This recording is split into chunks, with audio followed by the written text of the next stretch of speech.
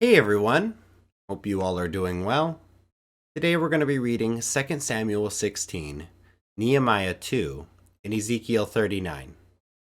Now let's pray before we get into the word. Dear Heavenly Father, thank you so much for giving us this day that we might spend with you and get to know you a little bit more. Thank you so much for all the blessings that you've poured out on us that we don't deserve and allowing us to be a part of your perfect purpose. Please guide us with your Holy Spirit while you get into your word to open up our hearts and our minds to anything you would have us to know or any convictions you may be laying on us to change us to be more like you. Please forgive us of our sins and lead us away from temptation, that we might be more like you and glorify you in your kingdom. In Jesus' name we pray. Amen. All right, let's get started.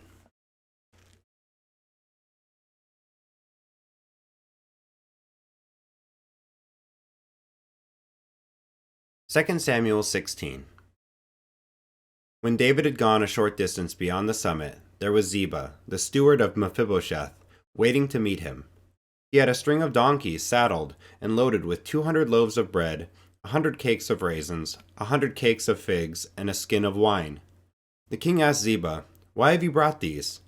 Ziba answered, "The donkeys are for the king's household to ride on, the bread and fruit are for the men to eat, and the wine is to refresh those who become exhausted in the wilderness." The king then asked, "Where is your master's grandson?" Ziba said to him, "He is staying in Jerusalem, because he thinks, 'Today the Israelites will restore to me my grandfather's kingdom.'" Then the king said to Ziba, "All that belonged to Mephibosheth is now yours." "I humbly bow," Ziba said. "May I find favor in your eyes, my lord the king." As King David approached Bahurim, a man from the same clan as Saul's family came out from there. His name was Shimei, son of Gera, and he cursed as he came out. He pelted David and all the king's officials with stones, though all the troops and the special guard were on David's right and left. As he cursed, Shimei said, get out, you murderer, you scoundrel. The Lord has repaid you for all the blood you shed in the household of Saul, in whose place you have reigned. The Lord has given the kingdom into the hands of your son Absalom. You have come to ruin, because you are a murderer." Then Abishai, son of Zeruiah, said to the king, "Why should this dead dog curse my lord the king? Let me go over and cut off his head."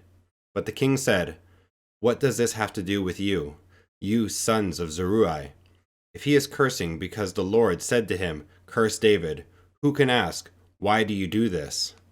David then said to Abishai and all his officials, "My son, my own flesh and blood, is trying to kill me. How much more than this Benjamite? Leave him alone, let him curse, for the Lord has told him to. It may be that the Lord will look upon my misery and restore to me his covenant blessing instead of his curse today." So David and his men continued along the road while Shimei was going along the hillside opposite him, cursing as he went and throwing stones at him and showering him with dirt. The king and all the people with him arrived at their destination exhausted, and there he refreshed himself. Meanwhile, Absalom and all the men of Israel came to Jerusalem, and Ahithophel was with him. Then Hushai the Archite, David's confidant, went to Absalom and said to him, "Long live the king! Long live the king!" Absalom said to Hushai, "So this is the love you show your friend? If he's your friend, why didn't you go with him?" Hushai said to Absalom, "No, the one chosen by the Lord, by these people, and by all the men of Israel. His I will be, and I will remain with him. Furthermore, whom should I serve? Should I not serve the son? Just as I served your father, so I will serve you." Absalom said to Ahithophel, "Give us your advice. What should we do?" Ahithophel answered, "Sleep with your father's concubines whom he left to take care of the palace. Then all Israel will hear that you have made yourself obnoxious to your father, and the hands of everyone with you will be more resolute." So they pitched a tent for Absalom on the roof, and he slept with his father's concubines in the sight of all Israel. Now in those days the advice Ahithophel gave was like that of one who inquires of God. That was how both David and Absalom regarded all of Ahithophel's advice. Nehemiah 2. In the month of Nisan, in the 20th year of King Artaxerxes, when wine was brought for him, I took the wine and gave it to the king. I had not been sad in his presence before, so the king asked me, "Why does your face look so sad when you are not ill? This can be nothing but sadness of heart." I was very much afraid, but I said to the king, "May the king live forever. Why should my face not look sad when the city where my ancestors are buried lies in ruins and its gates have been destroyed by fire?" The king said to me, "What is it you want?" Then I prayed to the God of heaven, and I answered the king, "If it pleases the king, and if your servant has found favor in his sight, let him send me to the city in Judah where my ancestors are buried, so that I can rebuild it." Then the king, with the queen sitting beside him, asked me, "How long will your journey take, and when will you get back?" It pleased the king to send me, so I set a time. I also said to him, "If it pleases the king, may I have letters to the governors of Trans-Euphrates, so that they will provide me safe conduct until I arrive in Judah? And may I have a letter to Asaph, keeper of the royal park, so he will give me timber to make beams for the gates of the citadel by the temple, and for the city wall, and for the residence I will occupy."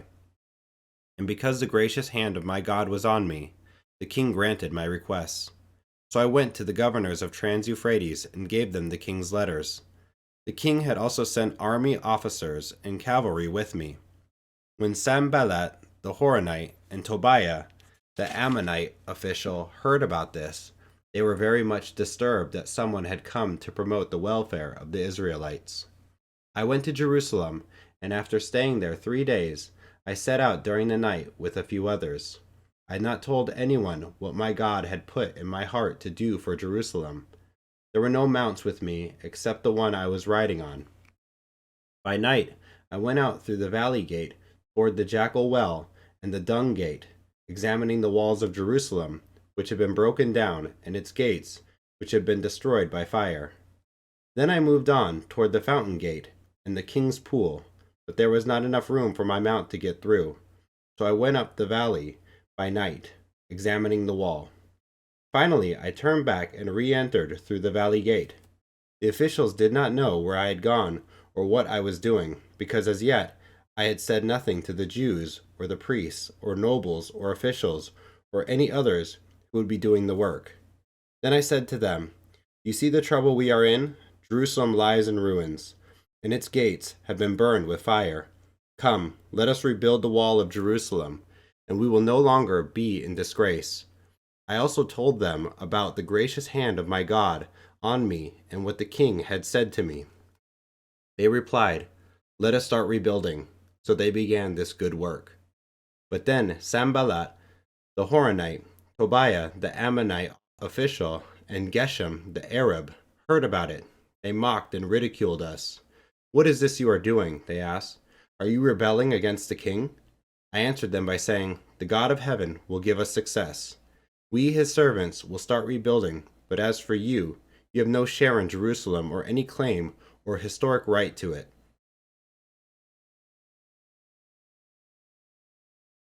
Ezekiel 39. Son of man, prophesy against Gog, and say, "This is what the sovereign Lord says. I am against you, Gog, chief prince of Meshech and Tubal. I will turn you around and drag you along. I will bring you from the far north and send you against the mountains of Israel. Then I will strike your bow from your left hand and make your arrows drop from your right hand. On the mountains of Israel you will fall, you and all your troops and the nations with you. I will give you as food to all kinds of carrion birds and to the wild animals. You will fall in the open field, for I have spoken, declares the sovereign Lord. I will send fire on Magog and on those who live in safety in the coastlands, and they will know that I am the Lord. I will make known my holy name among my people Israel. I will no longer let my holy name be profaned, and the nations will know that I, the Lord, am the Holy One in Israel. It is coming. It will surely take place, declares the sovereign Lord. This is the day I have spoken of. Then those who live in the towns of Israel will go out and use the weapons for fuel and burn them up, the small and large shields, the bows and arrows, the war clubs and spears. For 7 years they will use them for fuel. They will not need to gather wood from the fields or cut it from the forests, because they will use the weapons for fuel. And they will plunder those who plundered them, and loot those who looted them, declares the sovereign Lord.